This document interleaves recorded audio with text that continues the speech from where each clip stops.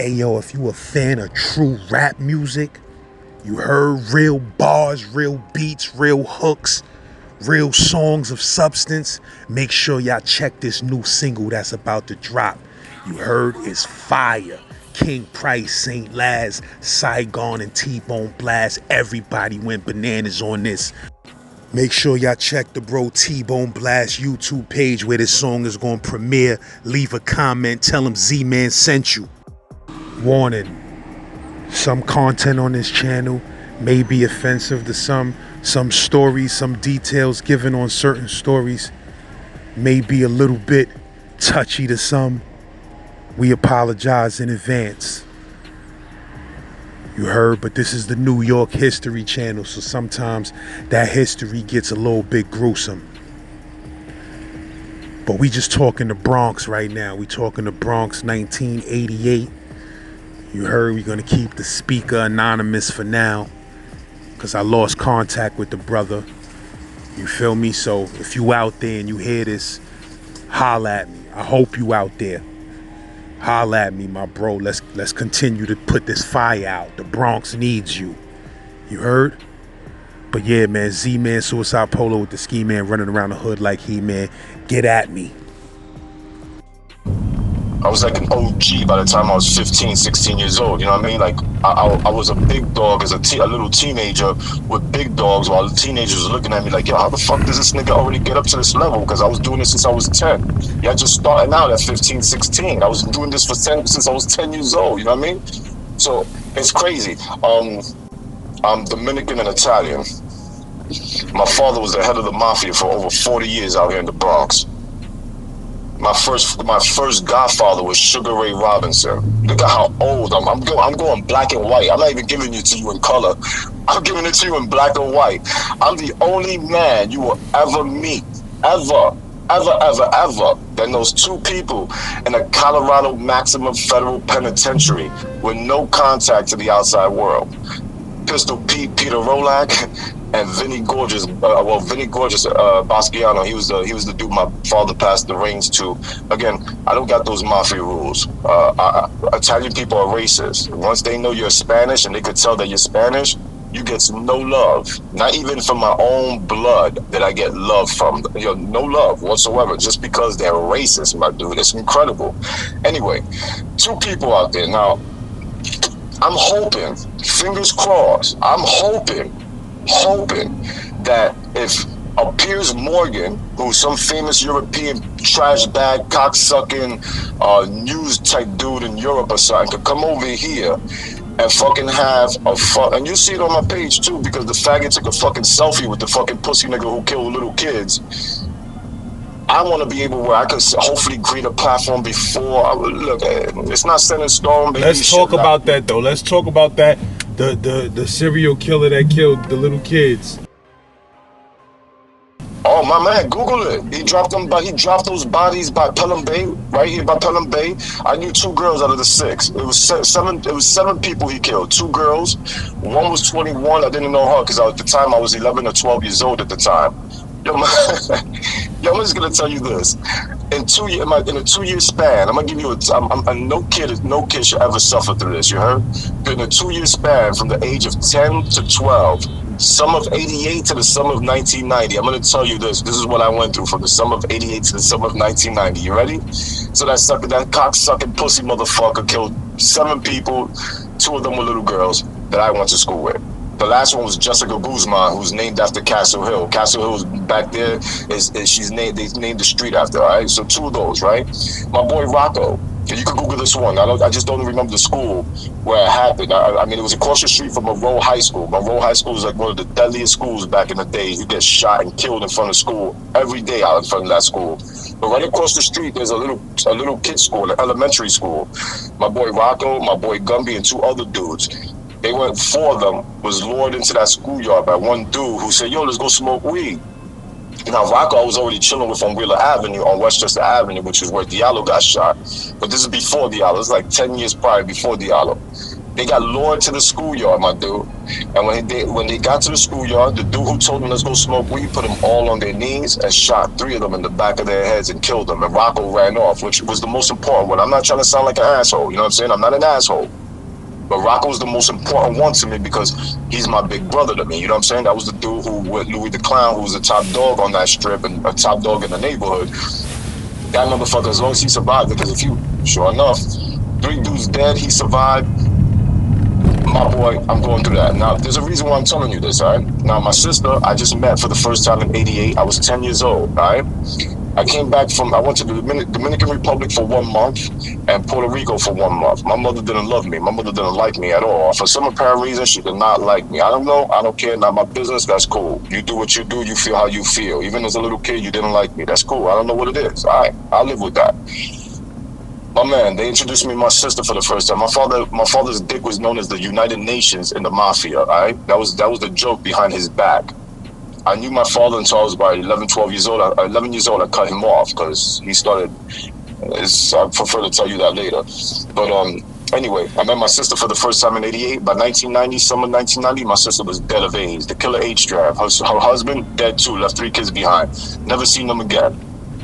So that's 3 things so far. My godfather, Sugar Ray Robinson, passed away late 89, early 90. That's 4 things. And you know what? I was an IGC student, all right? So I had all these dudes from Story Avenue, Classen Point, Soundview projects. We call that across the bridge. Where I lived at, we call that the across the bridge. Yo, I'm going across the bridge. All right, no problem. So they know that you're going across the bridge. Neither here or there. So those kids were in my school, right? And I was in every school play. Every school play. I was pulling in 90s because, again, my competition in school, again, I was the only, like, white dude in the school, like, the only one. Well, they consider me white because, when you're in the hood and you white, the only thing they call you is Casper or Leche or some white type mix. And I was cool with that. It didn't bother me. But they were my competition. These motherfuckers were smart. So when motherfuckers are sharpening their tools and their brains and shit, I want to keep up. I don't want to be left behind. So I used to do the same thing. I was like, I'm going to be smart too with these motherfuckers. They're not leaving me behind. I was a 98 percentile kid in 5th grade. This is 88. By the time 6th grade was over with, I was in the 29 percentile. I didn't give a fuck about school no more. I dropped out after the 6th grade. Actually, I got kicked out in the 7th grade and I never went back. Before all that shit happened in the 6th grade, facts, I'm talking about straight facts. I had Jeffrey Owens. You know who Jeffrey Owens is? Jeffrey Owens is Alvin from the Cosby Show. He plays the lawyer in Power Now.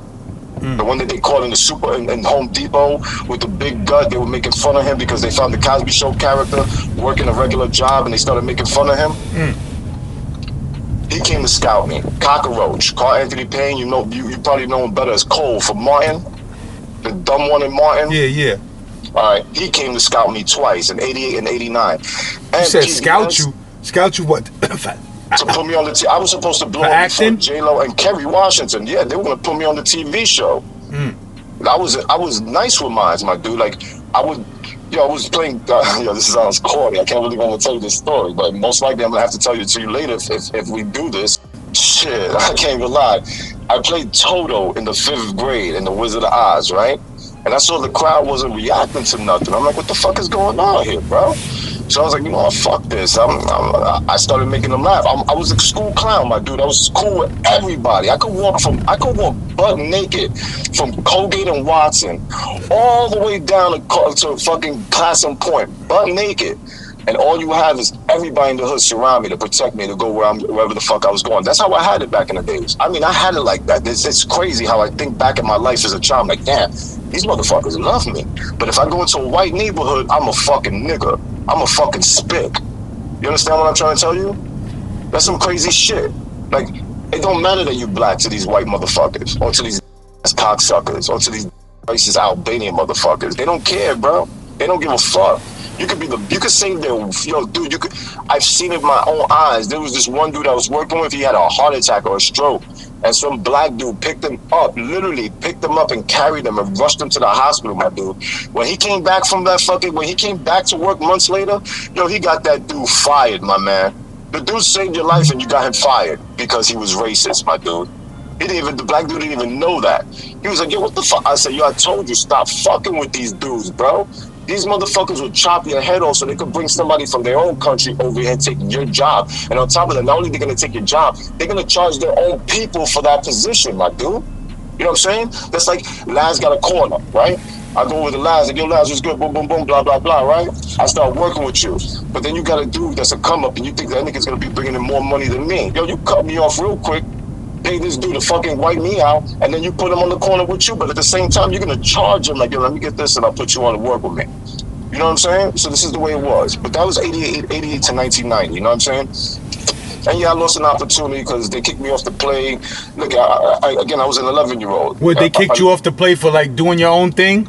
Hell no, I was selling drugs at the time, but it didn't matter. Nah, I'm a dude who thinks always 5 steps ahead. You know what I'm saying? I'm always thinking ahead. I didn't tell nobody what I was going through. Nobody knew I was hustling. I was packing bags in a supermarket. My father had done something that was really disrespectful. He gave my oldest brother more money than all of us. You know what I'm saying? Like, I have 3 brothers, but I only claim 1 because the other one's a fucking DEA snitch pedophile. You know what I'm saying? He's a fake ass nigga. And there's rules. If you ain't got no morals in life, then you just a fucked up loser ass nigga. You know what I'm saying? I don't fuck with people like that. And I don't give a fuck if you my blood or not. When you're a fucking dirtbag, a dirtbag is a fucking dirtbag, regardless if they're your blood or not. You cut the motherfuckers off. Yo, my man, this motherfucker gave my brother money, more money than all of us, because he went half a block to us. So I said, yo, so I took the money. Again, my father was the Italian middleweight champion. It's all on my page. You'll see what I'm talking about. You're gonna see what I'm talking about. My father was a champion. When he came over here, you ever see Raging Bull? Yeah. Raging Bull, you see what they did to Jake LaMotta? The Mafia did him dirty. They made him lose, even though he didn't want to lose. And so that's what they did to my father. But my father was like, you know what? This is what he tells me. My father was like, oh, you know, they did that to me. That's cool. So what I did was I got me and my brothers together, and we gambled the same way the Mafia was gambling. So we built our money up. We built all these businesses, and then we took it over. We took it over from them. They didn't bully me no more. By 1950, my father was a millionaire. He left me in the fucking ghetto. You leaving me in Soundview? And you a fucking millionaire with 11 businesses? You take care of your dogs better than me. Once, look at one, when my father died, I didn't even stay there. I didn't even want to go. I just went out of respect because, you know, sometimes you just got to pay that respect. You looked out for me my first 10 years. So, my man, he never gave me $1. Once I turned 11 years old, that nigga didn't give me nothing after that. And he's the motherfucker who was paid.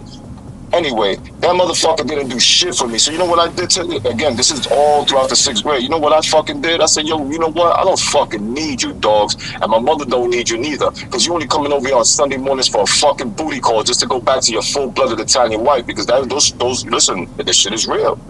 This shit is real. That shit is real. You cannot be with a fucking Spanish woman. You can't be with no other race, literally, as a relationship.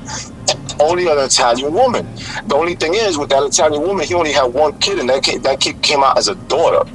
You can't do nothing with a daughter in the mob. You only can have sons that carry on your shit. You know what I'm saying? Yeah, that bitch sold everything. $4, $5, $6 million. Yo, I never heard from that bitch again. Where you at? I thought we was brother and sister when I was raising your son because you wanted to go on coke binges and sniff up mountains of coke. You would call me to come watch your son, but once that nigga died, you didn't know who I was? For real? You ain't gotta say no more. Millions of dollars sniffed up her nose and gambled. My dude, my shit is crazy. It's gonna go. It's fucking crazy. At 11 years old, you know what I did? When I came back from vacation, again, there was a lot of things that changed. I don't know what the fuck was going on. When I came back in 88, it was end of August, maybe September. Every family, I lived in a private house. There was 4 apartments. All 3 apartments, everybody who lived in those apartments were gone. That was my childhood that just disappeared out of nowhere. Just gone, disappeared. But what came in next was the baddest bitches in the neighborhood. You had this lady named Nora. She was the mother. Bitch was bad. Then you had the son that lived on the top, Javier. He had the IROC. Then you had Henry and China who lived in the back. China was bad. Henry had the weed spot down on the corner. Like, remember the weed stores back in the days? Well, for some apparent reason, to this day, I never got an answer.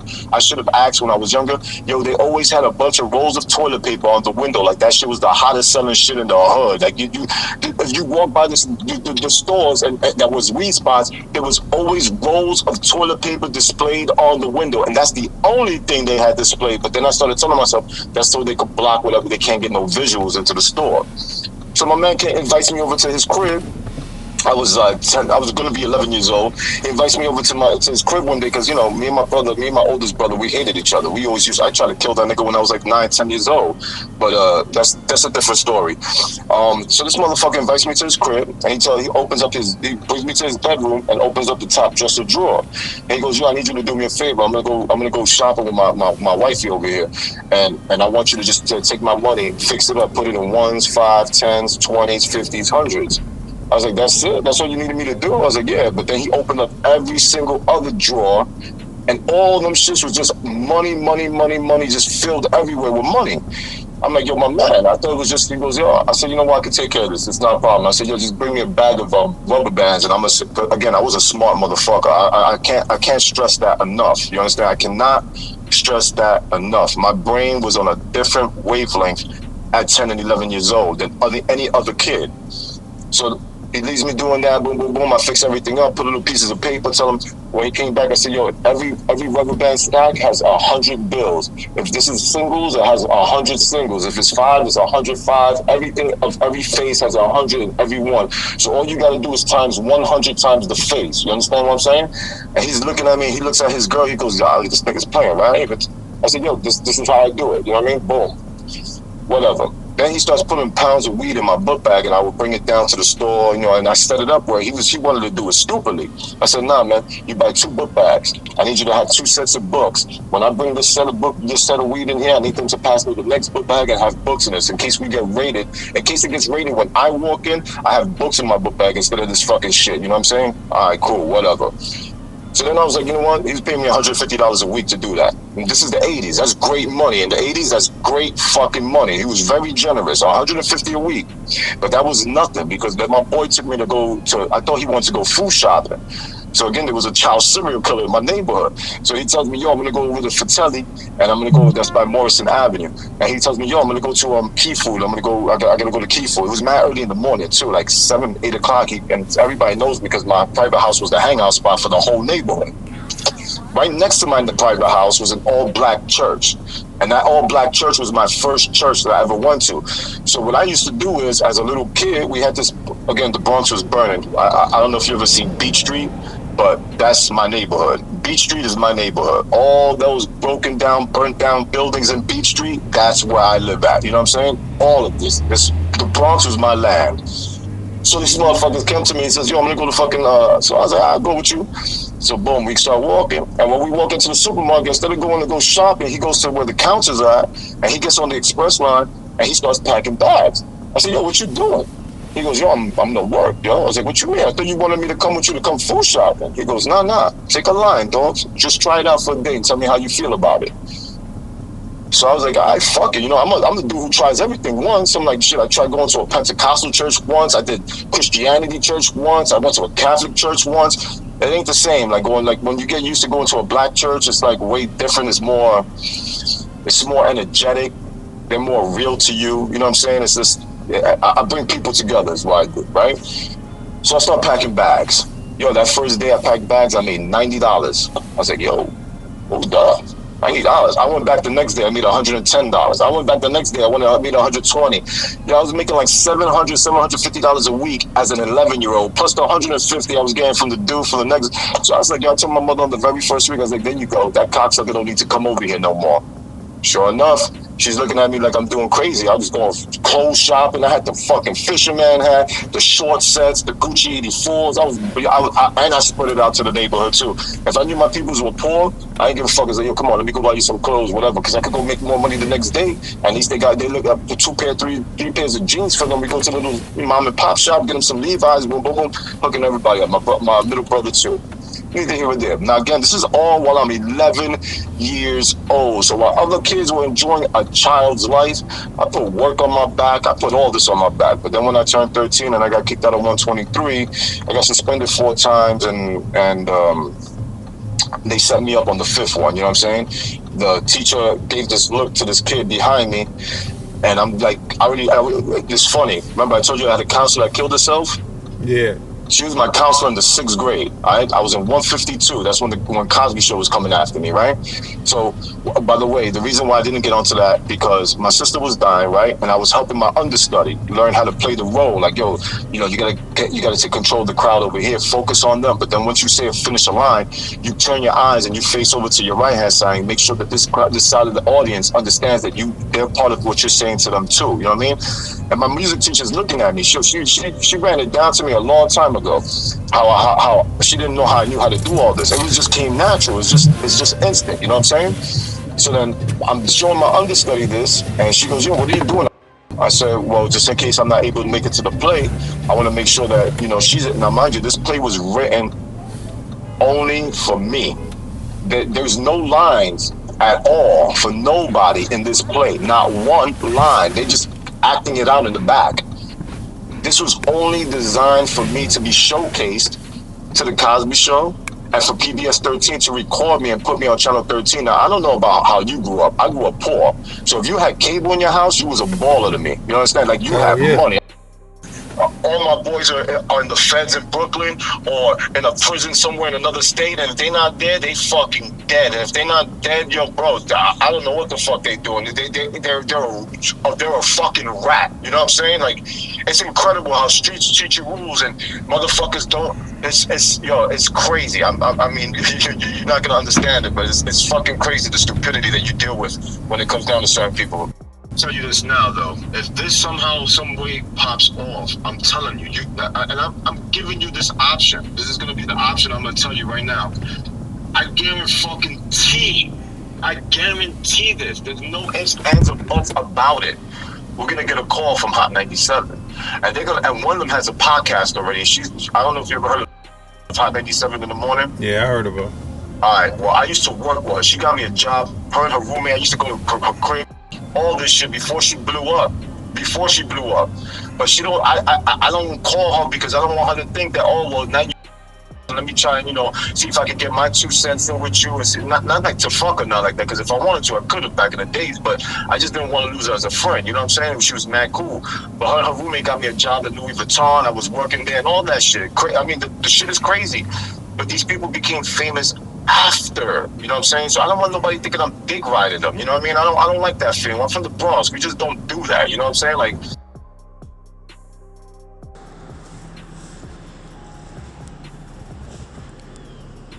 yeah, this cooking up. Get ready. Yo, if you want to collab with me, text this number right here. Collab and promo, one great price, you heard? Get at me.